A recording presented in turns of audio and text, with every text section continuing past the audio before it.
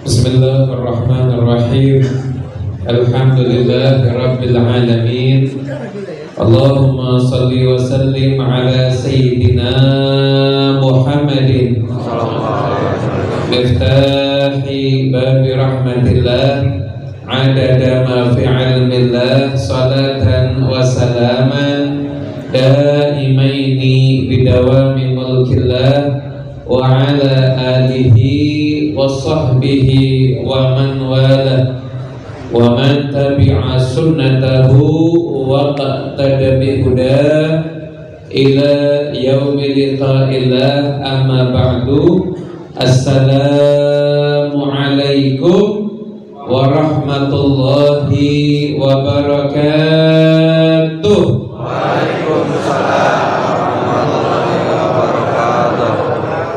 Saya hormati, saya muliakan segenap para habaib, para alim ulama, para tuan guru, utamanya guru kita semuanya Sayyidul Walid Al-Habib Salim As-Segaf, dan juga Sahibul Hajat, Sahibul Bait Habib Abdul Hakim Mullah Khailah, segenap para habaib yang lainnya, para alim ulama yang lainnya yang hadir di tempat yang penuh dengan berkah ini.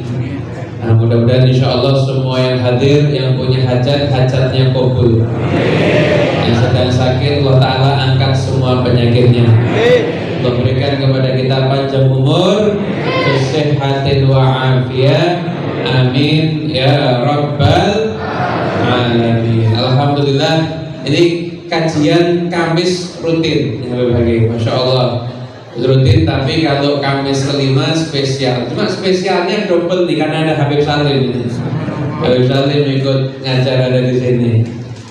Masya Allah. Dan insya Allah tadi saya dapat ilmu yang berkah. Pengajian intinya tadi, ini cuma selingan-selingannya aja ini kelasnya. Intinya tadi sudah disampaikan sama guru kita Habib Salim, itu intinya. Nah, saya cuma selingan aja karena kebetulan lewat ya. Ya mau nggak mau ceramah harusnya begitu. Nah, beliau Habib Salim ini lihat orang-orang besar, lihat orang-orang soleh terdahulu. Makanya pandangan itu kalau nyambung nanti berkah. Kalau nyambung nanti berkah. Ada seorang ulama namanya Habib Thahir bin Husain bin Thahir. Betul bin Thahir, saudaranya Abdullah bin Husain bin Thahir. Pernah tahu kitab Sulamut Taufik? Nah, Sulamut Taufik itu dibaca di mana-mana, tapi orang nggak begitu kenal dengan pengarangnya. Kenal dengan pengarangnya. Pengarangnya namanya Habib Abdullah bin Husain bin Thahir. Itu pengarang kitab Sulamut Taufik. Nama kitabnya udah sering dengar kan? Nah, pengarang Sulamut Taufik ini orang hebat, orang yang sangat hebat. Wiritannya itu sehari baca la ilaha illallah 25.000 kali. Baca ya Allah 25.000 kali. Sholawat sama Nabi 25.000 kali. Yang siap niru angkat tangan. Tidak ada yang siap. Nah, soalnya yang ngomong juga nggak angkat tangan. Yang ngomong juga nggak angkat tangan. Itu wiritannya seperti itu. Jadi Anda bisa bayangkan, manusia yang wiritannya itu seperti itu kalau sampai nulis kitab, kira-kira manfaat apa enggak? Kenapa? Enggak ada nafsu di situ, enggak ada urusan dunia. Adanya ikhlas karena Allah Subhanahu wa taala. Sesuatu yang untuk Allah pasti akan menyampaikan orang juga ke Allah Subhanahu wa taala. Itulah hebatnya ulama dulu kalau tulis kitab, berkah kitabnya dibaca sampai sekarang. Sampai yang baca kitabnya nggak kenal siapa yang ngarang. Karena ikhlasnya, yang baca kitabnya nggak kenal siapa yang. Nah, tapi mau saya kenalkan ini, biar kita semuanya kan kenal. Jadi ini saya tidak ceramah ya, saya ngobrol ini. Dan judulnya pagi ini ngobrol aja. Ceramah tadi sudah Habib Salim. Boleh ngobrol, tapi mudah-mudahan isi obrolan ada ilmunya. Insyaallah. Lah Habib Abdullah bin Husain bin Thahir ini, beliau bersaudara sama Habib Thahir bin Husain bin Thahir. Ini dua bersaudara. Alim dua-duanya ulama besar. Dan dari kecil dididik sama bibinya. Bibinya putrinya Habib Thohir bin Muhammad bin Hashim. Bisa kata abahnya, putri saya ini insya Allah kalau kealimannya tidak kalah sama level-level muridnya Imam Syafi'i. Kalau jadi qadhi bisa, hanya saja dia perempuan. Ya hafal Quran, ya hafal hadis, ya ngerti bahasa Arab, ngerti ilmu usul fikih, ngerti ilmu tafsir dan lain sebagainya. Alim, perempuan. Ngajarin dua keponakannya Abdullah sama Thohir namanya. Diajarin, dididik. Jadi kadang-kadang ada ulama tapi lahir dari didikan seorang perempuan. Ulama lahir dari didikan seorang perempuan. Ini bibinya yang ngajarin. Sampai ketika nih Habib dua ketika masih kecil, ada satu ucapan beliau yang sangat fenomenal, bahkan sering saya hafalkan. Katakan, lau amiltuma adab dukhulil khala la kharajtuma binuril alim. Kamu kan udah belajar bahwasanya wudu ada adabnya. Kemudian kalau orang itu tidur ada adabnya. Tahu nggak adabnya tidur? Tidur dalam keadaan berwudu. Kemudian setelah itu sayap kanan ini ada di bawah. Jangan tidur tengkurap. Nah, tidur tengkurap itu tidurnya setan. Oke, kalau ada orang tidur tengkurap temennya gendruwo berarti. Tidurnya itu sisi kanan ini ada di bawah. Ngapain adabnya? Setelah itu baca doa, baca Bismillahirrahmanirrahim 21 kali Bismika Allahumma ahya wa bismika. Namun itu doa mau tidur, jangan dibaca kalau mau pengajian. Akhirnya nanti tengah-tengah pengajian tidur. Jangan salah baca, itu doa kalau mau tidur, jangan dibaca kalau pas mau pengajian. Itu ada adabnya. Setelah itu tidur. Nanti bangun tidur ada adabnya. Bangun tidur itu baca bangun tidur itu usap wajah. Usap apa? Wajah, menghilangkan bekas tidur ada di wajah. Setelah itu baca alhamdulillahilladzi ahyana ba'dama amatana wa ilaihi. Setelah itu Nabi Muhammad SAW membaca 10 ayat terakhir surat Al-Imran. Itu baca itu Nabi SAW, karena Nabi SAW itu cinta dengan ayat itu. Maka kalau bisa kita niru yang dilakukan sama Nabi. Niru yang dilakukan sama Nabi. Kenapa? Setidaknya mengusahakan punya frekuensi amal yang sama. Kalau kita sudah ada kesamaan sama Nabi, ada kemiripan sama Nabi, siapa tahu dapat bonus di dunia bisa lihat Nabi Muhammad SAW. Sampai nanti ada di akhirat, insya Allah lebih bisa lihat lagi Nabi Muhammad SAW. Hadirin yang dimuliakan Allah Taala. Nah, jadi kamu ngamalkan adab masuk kamar mandi itu. Masuk kamar mandi kaki kiri, keluarnya tangan kaki, keluar tangan ya esok berarti. Masuk kamar mandi kaki, keluarnya kaki kanan. Kalau masuk kamar mandi, nanti ketika buang hajat itu dalam keadaan jongkok bertumpu dengan kaki kiri. Ini ilmu penting. Ini orang kalau buang hajat jongkok bertumpu dengan kaki kiri, insya Allah tidak kena prostat. Orang kalau sudah usia lanjut, itu kan kadang-kadang diuji sakit prostat. Semalam sudah kamar mandi mungkin bisa 6 sampai 7 kali. Untuk biar sampai tuanya itu awet, maka itu kalau buang air kecil jongkok bertumpu dengan kaki. Jangan kencing berdiri.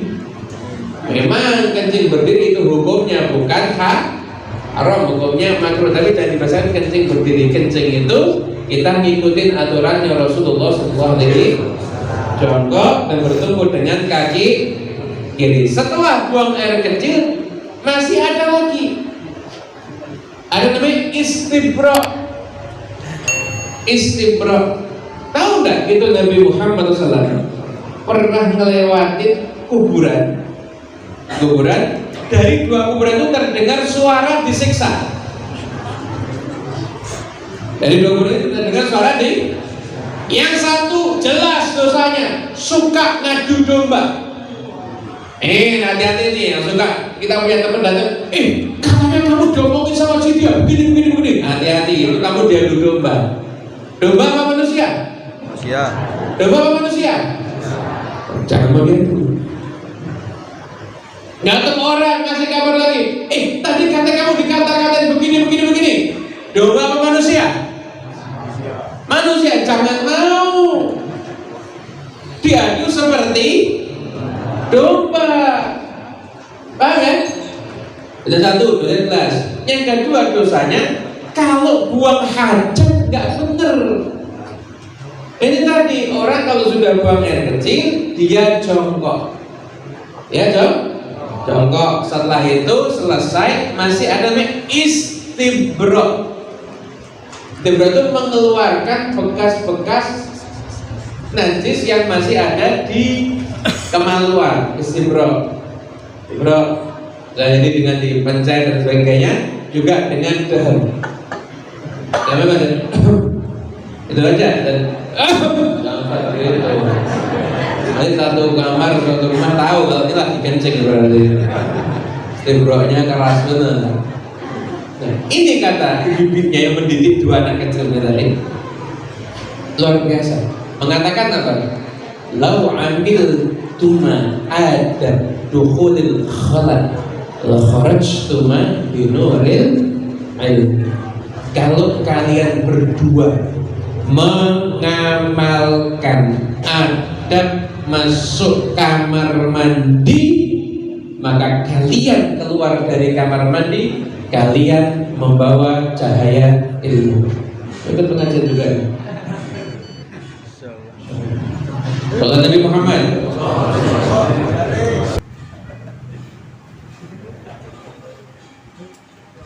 Ini nyari ikan tapi nggak ketemu ikannya kayaknya. Jadi yang dimuliakan Allah Taala. Lanjut ya. Jadi nasihatnya luar biasa. Ini dua ulama besar top imam ada di zamannya. Ternyata yang bikin seorang perempuan. Insya Allah. Jadi itu seorang perempuan.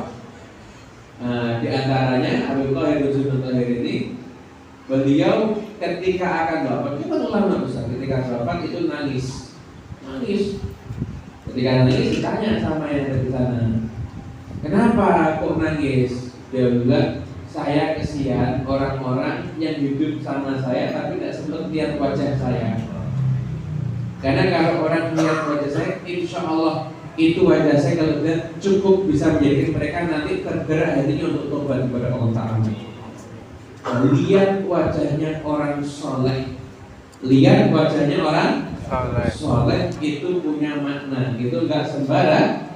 Nah, itulah kita semuanya tarbiyah, kita semuanya ambil ilmu, ada balik, itu semuanya adalah kita semuanya itu mencari berkah. Sallallahu Nabi Muhammad. Hadirin yang dimuliakan Allah Ta'ala. Tadi kita sudah mendengar nasihat dari beliau. Dan alhamdulillah majlis rutin kajian. Jadi gini, pengajian itu macam-macam. Jadi kan alhamdulillah saya beberapa kali kan sering dakwah keliling sebagainya. Subhanallah. Yang paling penting itu sebetulnya bukan pengajian yang sifatnya sekali datang yang hadir mungkin puluhan ribu atau sampai ratusan ribu. Yang paling penting itu adalah bukan kita hadir di perkumpulan yang gede itu enggak, tapi kita rutinitas menghadiri majelis ilmu. Itu yang paling penting. Kenapa? Majelis yang besar itu hanya penyemangat aja. Nanti lanjutan dari majelis yang besar itu adalah majelis rutin-rutin yang kita hadiri seperti ini. Yang ngaji fikih, yang nanti yang ngaji hadir. Di sini kan Syarah hadis Jibril, ya kan? Sama satu lagi. Oh, kitabnya banyak, tapi kitab malah banyak kitab, masya Allah. Ini yang paling penting. Kenapa? Karena kita semua ini perlu ilmu. Kita semua ini perlu ilmu. Ilmu itu modal untuk kita masuk surga. Nanya ya? Nanya. Manusia ini hidup kira-kira berapa tahun? Allah Habib Salim sudah di atasnya udah 84 tahun gitu. Umur umat Nabi Muhammad SAW itu mabaina sittin wa sab'in, 60 sampai 70. Biasanya untuk hidup 60 sampai 70 tahun Anda belajar ilmu urusan dunia ya, sekolah itu berapa lama kira-kira? Cuma TK 2 tahun cukup dah? Enggak ya? Tambah SD 6 tahun. Cukup enggak? Enggak. SMP berarti 2 tambah 6 berapa? 8. SMP berapa tahun? Solo 3 tahun. Tuh di sini berapa? 3. Sama, saya kira di sini 5 tahun SMP-nya. 8 tambah 3 11 tahun. Cukup atau belum? Belum SMP? Belum. SMA berapa tahun? 3. 11 tambah 3 berapa? 14 tahun. Cukup atau belum? Masih nambah lagi kan? Paling tidak itu biasanya S1. Berapa tahun? 4 tahun. Kalau yang normal, kalau sampai 7 tahun nggak normal berarti itu. Mungkin tidur terus waktu kuliah. 4 tahun berarti 14 tambah 4 berapa? 18 tahun. Nah, Anda harus tahu urusan dunia yang hanya Anda jalani 60 sampai 70 tahun, Anda belajarnya 18 tahun. Anda belajarnya 18? Hidup Anda kan 60 sampai 70, itu hampir mungkin sepertiganya Anda gunakan untuk belajar. Maaf, itu untuk kehidupan dunia. Untuk kehidupan akhirat, hidup di akhirat berapa tahun? Abadi selamanya. Kira-kira kalau 70 tahun Anda belajarnya 18 tahun, kalau akhirat yang abadi belajarnya berapa tahun? Akhirat yang abadi belajarnya berapa tahun? Hah? Berapa tahun belajarnya? Kan tadi 70 tahun itu hidup di dunia, rata-rata belajar 18 tahun. Dan sekarang akhirat yang abadi berarti belajarnya harus berapa tahun? Minimal seumur hidup. Minimal itu. Maksimalnya juga ya segitu. Maksimalnya aja itu masih minimal seumur hidup. Ada yang alasan, Beb, saya sudah tua, apakah orang tua masih perlu belajar? Ya dijawab, husnul khotimah juga pakai ilmu. Husnul khotimah itu ada ilmunya. Jangan dilihat husnul khotimah kayak lotre. Jatahnya husnul khotimah ini, jatahnya husnul khotimah, masa begitu? Semuanya itu ada ilmunya. Jadi nggak bisa semuanya harus pakai ilmu. Urusan dunia aja pakai ilmu, apalagi urusan akhirat kita juga harus selalu mencari ilmu. Nah, duduknya kita di majelis ilmu yang semacam ini bukan cuma sekedar dengerin pengajian, ini merubah cara hidup kita. Datang majelis ilmu itu merubah cara hidup kita, mau nggak mau pasti akan berubah. Dan Allah Ta'ala berfirman, "Qul hal yastawil ladzina ya'lamuna wal ladzina la ya'lamun." Katakan oleh Muhammad, apakah sama orang yang punya ilmu dengan orang yang tidak berilmu? Sama atau tidak? Nggak sama. Ini pertanyaan namanya pertanyaan bukan untuk dijawab, istifham ingkari. Bukan untuk dijawab. Pertanyaan misalkan, sama enggak air putih sama kopi? Bukan untuk dijawab. Sama enggak nasi basi sama nasi mandi? Bukan untuk dijawab. Ya pasti jawabannya tidak sama. Hadirin yang dimuliakan Allah Ta'ala, hidupnya orang yang punya ilmu dan orang yang gak punya ilmu itu gak sama. Ada salah seorang mufassir kontemporer, namanya Syekh Thahir Ibn Ashur. Beliau itu punya kitab tafsir, judulnya At-Tahrir wa Tanwir.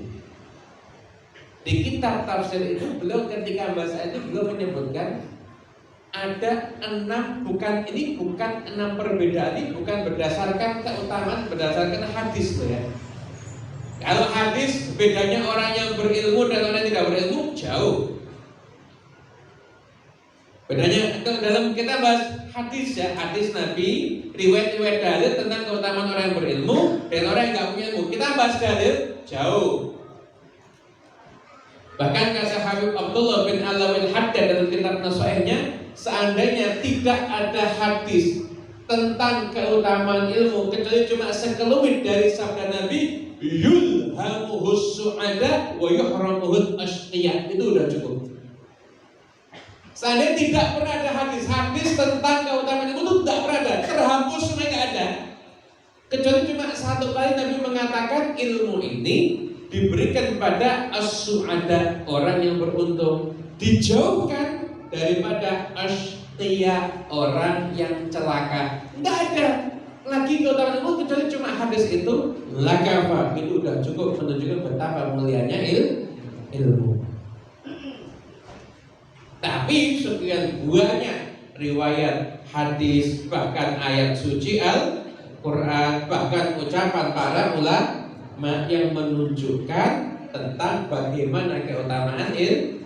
Nah, yang unik di kitab tafsir At-Tahrir wa Tanwir Syekh Thahir Ibn Ashur, beliau mengungkapkan 6 perbedaan orang yang berilmu dengan yang tidak berilmu fil hayatil ijtimaiyah, di dalam kehidupan mereka bermasyarakat. Itu ada 6 perbedaan yang nggak mungkin 6-6-nya saya sebutkan di sini semuanya.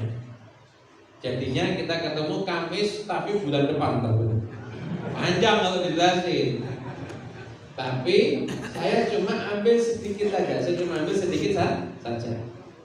Kalau orang itu dia sudah terbiasa mendapatkan doktrin ilmu agama, maka kalau dia tuh punya hajat akan lebih cepat sampai kepada hajat. Kalau dia tuh punya hajat akan lebih cepat untuk sampai kepada hajatnya. Contoh. Ya orang misalkan manusia ini kan problem macam-macam. Betul ada? Kadang-kadang keluhan masalah itu belum tentu itu adalah sumber masalah. Paham nggak? Keluhan masalah belum tentu itu adalah sumber. Saya kasih contoh aja dah. Loh, pernah ada satu keluarga kita sakitnya pusing, udah ke dokter. Obat pusing macam-macam udah, satu apotek udah dimakan namanya. Tinggal apotekernya belum. Obat itu udah dimakan semuanya. Subhanallah, nggak sembuh. Akhirnya datang satu dokter yang lebih pintar lagi. Ya udah, sudah makan obat ini udah, semua obat udah. Dokternya ini ada nggak beres. Diperiksa, ternyata yang sakit gigi. Sumber masalahnya itu gigi, tapi yang pusing. Begitu giginya diobati, kepalanya sembuh. Hidup kadang juga sama. Ada orang sebetulnya diuji anaknya nakal. Anaknya nakalnya, masya Allah, kayak anak setan. Anak setan aja kalau nakal, anaknya dia. malah bisa ngajarin anaknya setan lebih nakal. Mungkin begitu. Saking nakalnya. Ditaruh di sekolah ini, dipindah sekolah itu, dipindah ke sana, dipindah lagi ke sana. Kalau perlu cari sekolah semua gurunya kayak Al-Guju.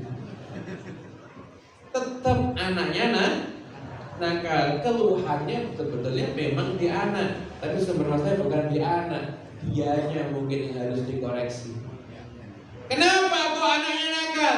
Oh, kerjanya saya nggak benar. Kerja cuma numpulin duit, tapi nggak pernah bayar zakat. Diingetin lewat anak nakal. Paham? Oh, saya punya utang sama orang nggak saya bayar. Padahal udah jatuh tempo, udah ditagih, mampu, sengaja nunda-nunda nggak bayarkan haknya orang. Diuji anaknya nakal. Oh, saya pernah nyakitin hati orang tua. Oh, saya pernah begini. Kadang-kadang keluhan masalah beda dengan sumber. Nah, orang kalau hadir di majelis ilmu, nanti apa yang ada di majelis itu akan masuk ke dia dan menguraikan semua permasalahan hidupnya, insya Allah. Makanya saya yakin Anda pasti pernah, Anda pas pusing ada masalah, datang ke satu majelis, ternyata jawabannya adalah solusi permasalahan Anda. Dan itu barokahnya orang hadir ada di majelis ilmu. Makanya orang yang terdidik dengan ilmu itu nggak sama dengan mereka yang nggak punya ilmu. Makanya sampai-sampai ada satu hadis Nabi SAW, di akhir zaman nanti akan menjadi fitnah. Orang itu pagi beriman, sore kafir. Paginya beriman, sorenya kafir. Sore beriman, paginya kafir. Bayangin, tak akan ada yang selamat kecuali siapa? Illa man ahya'ullahu bil ilmi. Kecuali orang yang Allah hidupkan, hidupnya itu adalah untuk ilmu. Makanya kita lihat orang-orang saleh, mereka itu hidupnya adalah untuk ilmu. Hidupnya untuk ilmu. Imam Abu Hanifah usianya udah tua. Usianya udah tua. Bawa tinta, beliau ngajar anak-anak kecil. Ditanya, kok ngajar anak kecil? Dia bilang, saya kepengen sampai saya nanti wafat, saya tetap sebagai seorang yang ngajar. Ada pula seorang ulama yang ada di Hadramaut di Kota Sewot, namanya Habib Muhammad bin Hadi As-Saqafi. Muhammad bin Hadi bin Hasan As-Saqafi ini, beliau muridnya Habib Ali bin Muhammad bin Syaibul Walid Sindulul. Itu tiap hari ngajarnya Sahih Bukhari. Tiap hari ngajarnya Sahih Bukhari. Pakai Bukharinya langsung. Jadi kan sekarang banyak ini, banyak nih. Kajian Bukhari, ternyata ustadznya datang yang dibawa terjemah Bukhari. Banyak pada begitu. Ngaji Sahih Bukhari itu nggak gampang. Dia harus belajar ilmu fikih dulu, belajar bahasa Arab dulu, lihat bagaimana penjelasannya para ulama, baru dia menyampaikan isinya hadis Bukhari. Nah sekarang kan enggak. Orang datang buka pengajian Sahih Bukhari, datang dia bawa buku terjemah Bukhari. Kalau terjemahnya salah, berarti dianya juga nyampaikan hadisnya salah. Ngeri.com. Oh bahaya itu. Bahaya. Maaf, kalau ada dokter salah ngasih obat, bahaya apa enggak? Bahaya. Ulama nggak tahu ilmu salah ngasih ilmu, bahaya apa enggak? Lebih bahaya. Nggak bisa supir, nggak bisa nyopir, tiba-tiba jadi bahaya nggak? Resikonya nyawa, betul nggak? Bukan ulama menampilkan diri sebagai ulama, bahaya nggak? Resikonya surga neraka, lebih ngeri. Ini repot sekarang. Kajian Sahih Bukhari, datang bawa terjemah Bukhari, astagfirullah. Gurunya siapa? Nggak jelas. Yang penting saya sudah berhijrah. Wah, bukan itu. hijrahnya bagus, tapi jadi murid dong, jangan jadi guru. Jadi murid belajar dulu. Nanti kalau kamu misalkan podcast, nggak apa-apa, podcast itu nggak pakai ilmu, cerita kok. Tapi kalau sudah ilmu adalah labud bisanad. Walaysa manidda'a fahman minal kitabi aw sunnah yusahhu qawluhu aw yu'tamad wa mi'yaru dzalika biwasitati sanad. Kata Ahmad bin Hanbal pernah mengatakan, tidak setiap orang yang dia mengaku ini pemahaman saya dari Quran, ini pemahaman saya dari hadis, tidak bisa diterima kecuali jelas sanadnya dia memahami itu dari siapa. Baru itu akhirnya menjadi jelas, baru akhirnya jadi jelas seperti itu. Nah itulah keberkahan daripada ilmu. Maka Anda, jadi saya sudah menyampaikan. Pertama, ini poin-poinnya aja, judulnya aja kan ngobrol ya. Jadi Masya Allah 10.48 maksimal jam 11. Ini biasanya jam 10 udah kelar ini. Udah ngantuk? Capek? Jawab capek aja deh, biar terang. Dikit lagi. Prinsip saya itu lebih baik kapan ditunggu ceramah lagi daripada kapan ditunggu selesai ceramahnya. Jadi dikit lagi aja. Yang tadi yang dimuliakan Allah Ta'ala, saya mau menyampaikan kesimpulan. Karena Anda hidup di akhir zaman, maka Anda harus tahu kondisi zaman Anda itu sampai ada sabda-sabda Nabi yang khusus tentang akhir zaman.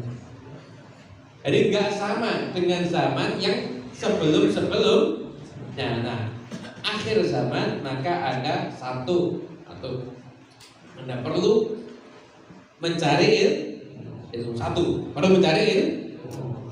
2, jangan sembarangan cari ilmu. Siapa gurunya? Harus jelas dong. Oh, saya datang mengajarnya Ustadz ini, gurunya dia siapa? Gurunya dia lagi siapa? Harus jelas dong. Itu balik lagi.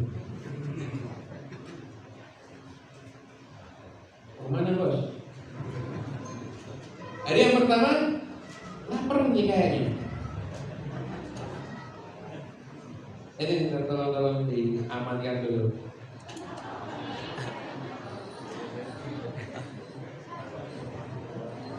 Ya, diamankan dulu. Ya, belum bisa kasih makan. Traktir soto atau apa itu di belakang itu. Nabi Muhammad. Wasallim wa barik alaihi. Ya. Jadi ini dimuliakan Allah Ta'ala. Dan kita dapat kita sama. Udah lagi sudah selesai mengajinya. Jadi yang pertama Anda harus cari ilmu. Yang kedua, nggak bisa sembarangan Anda asal hadir pengajian atau asal dengerin di YouTube atau broadcast nggak jelas pengirimnya siapa. Lebih ngeri lagi. Lebih ngeri. Wah, lagi kalau sudah memasuk bulan apa? Masuk bulan Jumadil Akhir, barang siapa mengabarkan kedatangan Jumadil Akhir kepada orang lain mendapatkan pahala sekian, itu hadis palsu. Hati-hati itu, jangan ikut nge-share. Nah, lagi broadcast ilmu hasil broadcast nggak jelas. Jadi Anda harus mencari ilmu. 2, Anda harus punya guru yang mana tempat Anda mencari ilmu orang yang sanad keilmuan jelas. Sanad keilmuan jelas. Dan yang ketiga tadi di antara ulama-ulama yang sanad keilmuannya jelas, ada Shahibul Kitab Sulamun Taufik Habib Abdullah bin Husain bin Tahir, dan juga adalah bin Tahir bin Husain bin Tahir. Itu beliau punya guru, punya murid yang sanad keilmuan. Ulama-ulama yang ada di Nusantara ini sampai kembali kepada beliau. Rata-rata saya pernah beberapa kali mengisi pengajian ada di Jawa Barat ini, banyak para kiai yang gurunya kepada Sayyid Ahmad bin Zaini Dahlan. Ahmad bin Zaini Dahlan, ada sanad keilmuannya sampai ke situ. Ada pula sanad keilmuannya itu sampai ke Syekh Yasin bin Isa Al-Badani.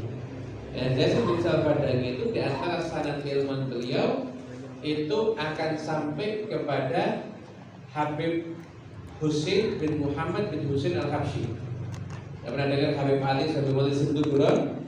Beliau punya kakak namanya Habib Husain, itu seorang mufti. Ayahnya Habib Muhammad Husain itu juga seorang mufti.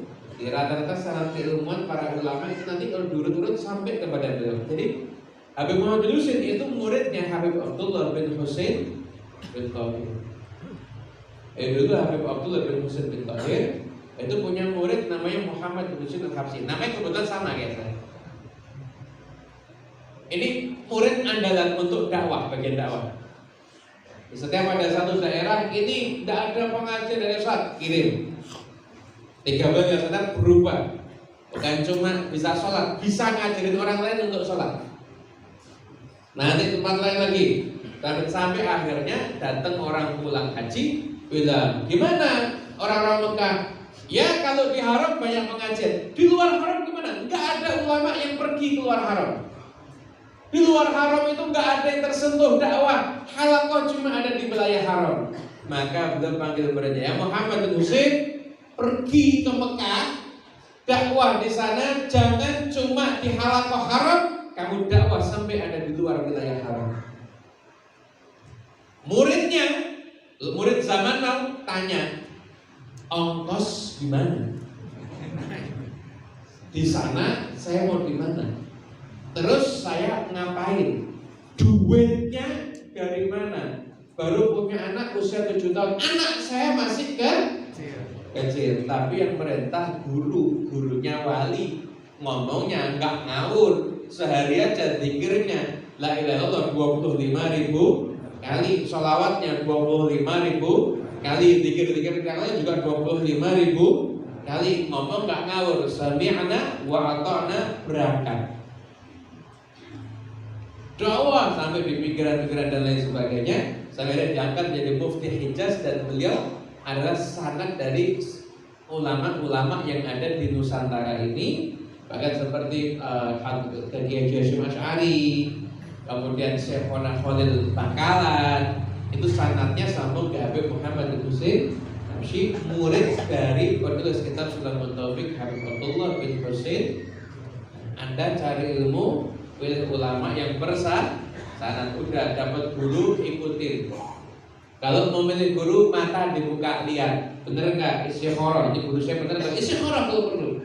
Udah dapat istikharah, sanadnya bener, apalagi termasuk orang-orang yang dekat nasabnya dengan Nabi Muhammad SAW, untuk mata udah ikutin guru.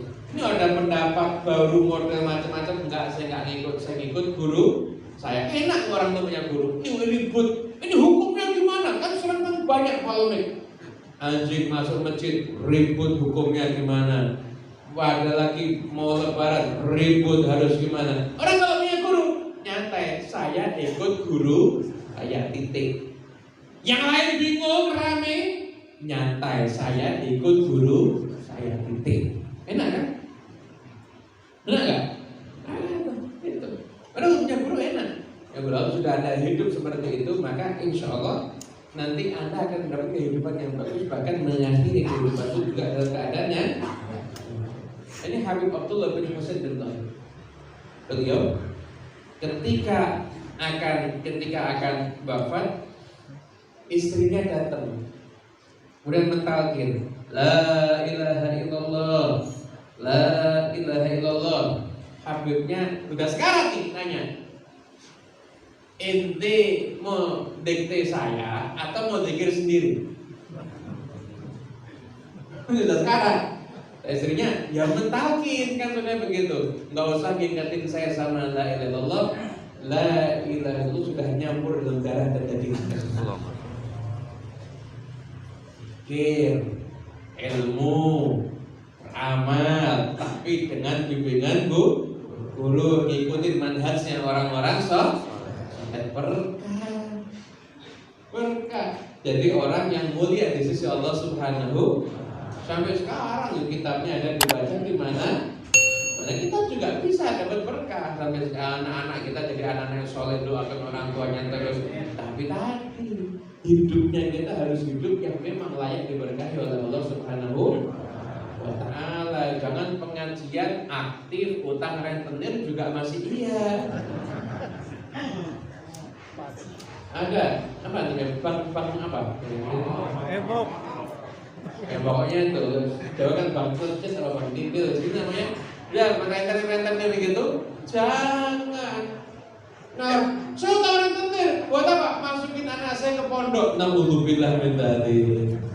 Manjain anak ke pondok pakai uang haram, nggak boleh. Anda sudah ikut di majelis ilmu, manhajnya juga ngikutin para ulama. Udah hadir majelis ilmu, masya Allah kalau buat acara resepsi, masya Allah anak perempuannya nggak pakai jilbab, nggak boleh. Anda juga harus ngikutin manhajnya ilmu. Maka insya Allah nanti Anda akan mendapat kehidupan yang berkah, hidupnya berkah sampai wafatnya pun juga berkah, dibangkitkan dalam keadaan yang lebih berkah. Amin ya rabbal alamin. Dan doakan insyaallah Habib Salim dan Habib Hakim Allah Ta'ala panjangkan usianya, alhamdulillah angkat derajatnya terus ya Allah. Dan juga para habaib yang lainnya, para alim ulama yang hadir banyak sekali, Allah Ta'ala berikan keberkahan kepada beliau-beliau semuanya. Allah Ta'ala angkat derajat beliau, dimudahkan semua urusannya. InsyaAllah majlis ini majlis yang berkah ila yaumil qiyamah.